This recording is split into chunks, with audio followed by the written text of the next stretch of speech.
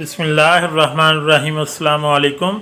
बवासीर हो तो ताज़ा दूध से पाँव के तलवों की मालिश कीजिए, इंशाल्लाह फ़ायदा होगा। हमल वाली औरतें खाने में ज़्यादा से ज़्यादा कद्दू का इस्तेमाल किया करें, इससे पैदा होने वाला बच्चा ज़हीन होगा। गुलाब का फूल सूंघने से नाक कभी बंद नहीं होता। चंबेली का फूल सूंघने से गले में कभी बलगम नहीं आता। गेंदे का फूल सूंघने से दिमाग ताकतवर होता है।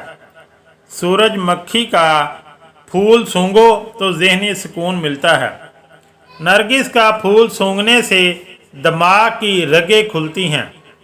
गुलबहार का फूल सूंघने से फेफड़ों को ताजगी मिलती है।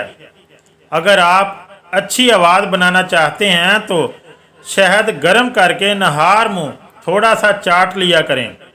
मछली का बचा हुआ तेल सर पर लगाने से बाल घने हो जाते हैं। अगर आपको सोते वक्त अच्छे ख्वाब आते हैं तो समझ जाएं आपके घर में कोई ना कोई खुशी आने वाली है। सौंफ का पानी कितना ताकतवर है, इसका अंदाज़ा आप इस चीज़ से लगा सकते हैं कि चाइना में बिस्तरे मर्ग पर पड़े मरीज़ को भी सौंफ का पानी पिलाया जाता है, क्योंकि चीनी लोगों का मानना है कि सौंफ का पानी बेहद ताकतवर और मुफीद है और इसका इस्तेमाल इस बीमारी का भी खात्मा कर देता है जो कि आपको बिस्तरे मर्ग तक पहुंचा देती है। अचानक आधे सर का दर्द शुरू होने लग जाए तो समझ जाएं तुम्हारी उम्र बहुत लंबी होगी। जब भी मुंह धोएं तो मुंह साफ करने के लिए कपड़े का इस्तेमाल ना करें, क्योंकि ऐसा करने से इंसान को भूलने की बीमारी लग जाती है। कोई भी पौधा लगाने से पहले अगर मिट्टी में चूना मिला दिया जाए तो पौधे की बढ़ोतरी बहुत तेज़ी से होती है।